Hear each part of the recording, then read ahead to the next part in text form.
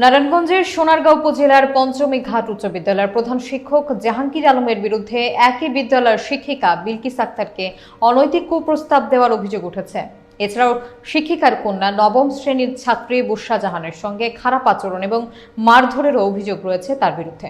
বিস্তারিত থাকছে আক্তার হোসেনের প্রতিবেদনে।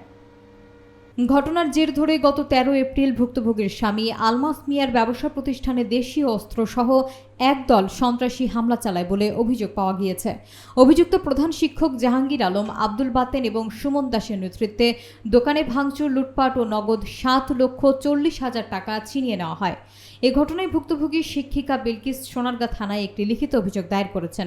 বিষয়টি তদন্ত সাপেক্ষে ব্যবস্থা নেওয়ার দাবি জানিয়েছেন এলাকাবাসী। তো ওইখানে প্রধান শিক্ষক 2015 সালে আসার পরে উনি আমাকে বিভিন্নভাবে জাহাঙ্গীর আলম উনি আমাকে বিভিন্নভাবে কুপ্রস্তাব দিতে, ওনার কথায় আমি কথা মতো চলি নাই, ওনার কথায় রাজি হই নাই। এই জন্য উনি আমাকে বিভিন্নভাবে মানসিকভাবে নির্যাতন করতো, সব সুযোগ সুবিধা থেকে বঞ্চিত করতো।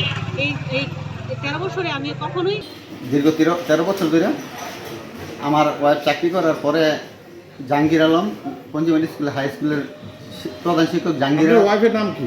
জাহাঙ্গীর আলম আসছে। আসার পরে আমার বউর নাম হচ্ছে বিলকিস।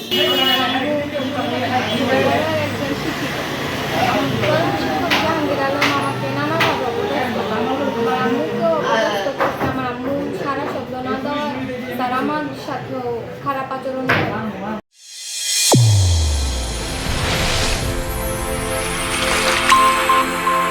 চ্যানেল A1 হৃদয়ের স্পন্দন।